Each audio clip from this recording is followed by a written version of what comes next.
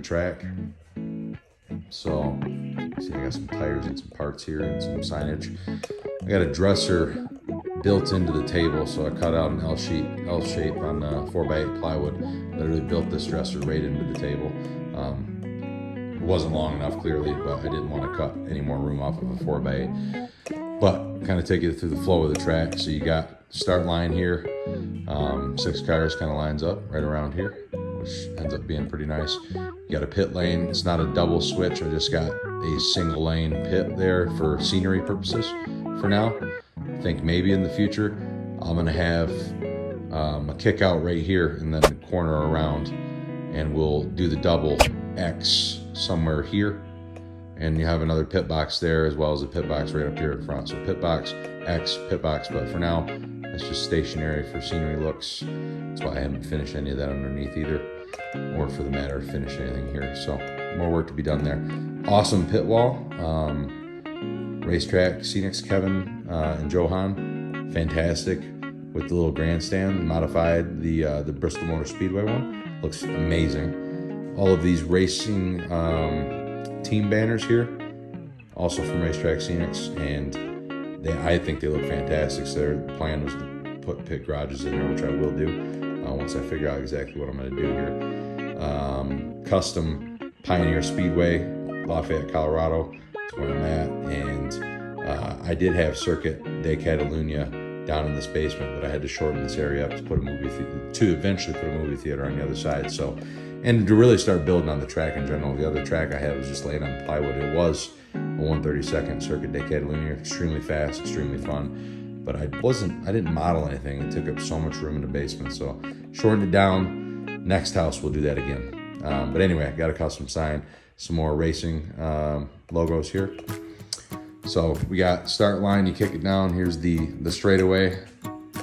It's about 12 foot, roughly. 10 foot straightaway, excuse me. You go into a slight S, and then down into the sand pit turn. I'll get closer over here so y'all can see this. There's another sign right there, which I think is awesome. And to set like a cop car there, just for the movies, right? You can see I'm starting to do the racing logos down the wall. I got another cutout right here in the table, so that way I can reach over and get into, crashes, etc. I think future plan though, I'm probably gonna back the table up 18 inches, bring this all out 18 inches, and slide this down, remove my computer from over there and the desk over there, so that way I have all around, and I'll have to do scenery on the backside too, because right now I don't have to do that. But I got some turf grass that I bought, which does the job for now. I didn't want to go through and do all the static grass just in case I wanted to change anything, but did this a while ago and it seems to be fine for just this moment. And eventually I'll do that static grass once I learn a few things. You can see I still got some shedding happening, but not too bad. This I did glue down. This is definitely going to stay here. Just a dirt area, or gravel area, excuse me. This is as well. Photographer will probably stay there too. This gravel area right here coming off of the pits will stay here with the WeatherTech Tower, Racetrack Scenics again. And I forgot, didn't even mention this. Look at that. Pioneer Slot Rods. That's a logo I made for my slot car group, which there is no slot car group. It's just me. So there will be someday probably. And that's the logo. You can see the Circuit de Catalunya in the background. Anyhow, there's more to come on that. C5, Indianapolis. Pace car, love that thing. So just for now, a couple glued pieces of paper there, or taped pieces of paper to give some sort of look. Sand pit over there, all glued in, so your runoff still have the ability to drift, non-magnets, right? That's what we run here. You have the ability to drift all the way through, and I just actually elevated this turn. You'll see that this is, I think that's turn 12. 13, but I actually elevated that up so you could see in here, and when a car comes off you can actually get it. When I do move the table out, it'll be a lot easier, but you can swing that ass out and drift it all the way around to about right there, and then you'll snap and hit some grass. I'm probably going to put up a little wall there to block the grass, because the cars end up getting in the grass and they tumble. When people don't really know what they're doing, don't know how to slow down, that's kind of what happens. But here's some scenery. One of my buddies down the road 3D printed that, sanded it, painted it, made it look like a trailer my dad used to own growing up. Got the kiddie pool, little figurines, Chevy truck, Model Nova that I built, and another C5 slot car, Spectator though, right? And then I believe a Chinese camper, which fits pretty good. A couple more 3D printed items, some cornhole boards. Michelin Man turn. Don't know if that's final placement. I like it where it's at for now. It works. But that is from Racetrack Scenics as well. Beautiful. And then here starts the binder clip for the elevated sections of track. So I don't have a good way to hide these. Looking for options out there if anybody has any ideas. They work fantastic though to get these walls up so your cars aren't flying all over. I was having shit dropping down to the next level. Clearly, I don't want to do that when I'm racing. Anyway, anybody has any ideas, let me know. But I run binder clips all the way down besides in front of that sign. And there's really no reason to have this elevation at all. It just was to change the look of the track, the flow of the track, and make it a little bit different, right? I thought it was a pretty neat addition. So you come over here and you have these binder clips, like I said again, and then you go into the toughest portion of the track, the most technical, I'd say. You really got to get off the gas here, where your car comes off, and you'll just slide along the road, along the wall there. Laguna Seca, Cooper tires, 2-lane bridge. Kevin, Johan, amazing job on that. Beautiful bridge, and I couldn't ask for anything more. It's perfect for pictures when I have these stadium lights on. There's a few of them all around the track, you'll see. But it's incredible, the look of that. And here's one of the fencing areas that I did. I didn't show you all that in turns 1 and 2, but one of the fencing areas I did was screen door and then 1/4-inch styrene piping and then the walls, right? And the styrene board. Running along here to catch cars that are coming too hot in there. I'm calling this my Daytona bank turn, just because it is banked, and I banked it even down the straightaway there until you get to right there. Once I open up that table on that side, I'll be able to get in there and kind of finish that area off, because I like this bank and the way it is.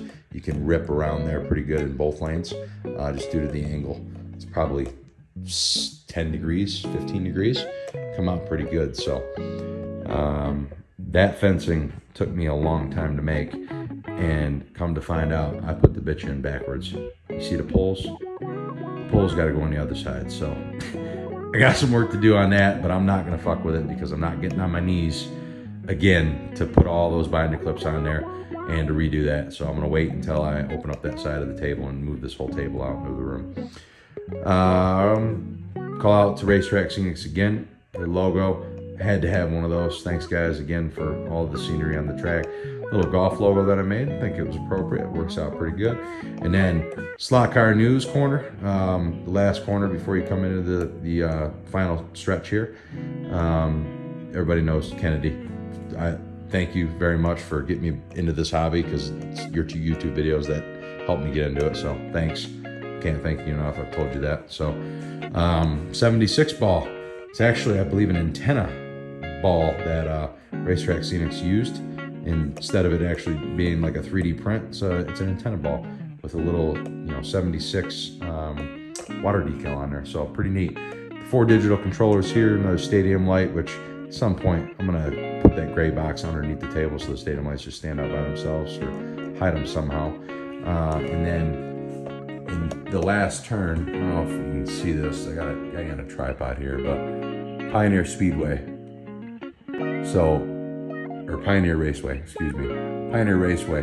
So the story behind that is my buddy 3D printed that for me a long time ago, and Pioneer Raceway was the name. And I said, you know what, I like Pioneer Speedway better. So Pioneer Raceway is the old school sign. I'm gonna rust that up and make it look all worn, and then obviously we upgraded to a Speedway kind of deal, right? But down the backstretch, lane change there, which I didn't call out all the other ones, but there's 5 in total plus the pit lane. I think that was perfect. It's enough for digital.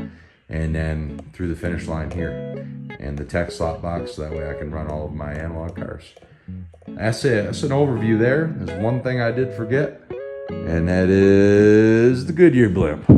I think sometime in the future, I'm gonna run a track here that you kind of see on like track lighting, and I'm gonna put a little fan motor or something on that to where I can go back and forth with the blimp, and maybe strap a GoPro to that thing while I'm racing live and project it up to a TV.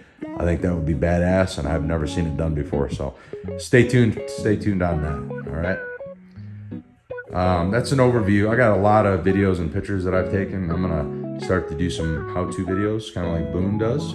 Never will be that good, as you can see, but got a good start, and I got some good practices that I've been going through and doing. So yeah, I appreciate y'all stopping in, checking out the page. I'll do some car reviews in the future. Not that I'm an epic racer or anything, but I race all the cars, every single one of them, the most expensive ones and the non. It doesn't matter to me. I race the hell out of them. So I'll definitely, and I do crash videos too, for what that's worth. I love doing crashes down in turn 1. I got the tire barrier set up right there, and the fucking tires just go all over the place. And some people like it, some people don't. But anyway, appreciate you all stopping in. Hot Rod Slots up in here, Mile High Racing. We're here, and slot racing is back, baby. Peace.